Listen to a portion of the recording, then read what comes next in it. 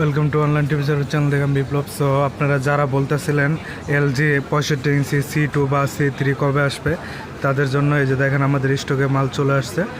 যারা নিতে চান অবশ্যই কমেন্ট করেন, আমি প্রাইসটা দিয়ে দিব।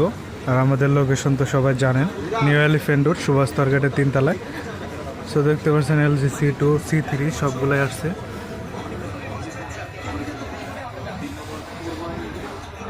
সো যারা কিনতে চান তারা অবশ্যই আমার সাথে যোগাযোগ করেন। চলে আসছে স্টকে।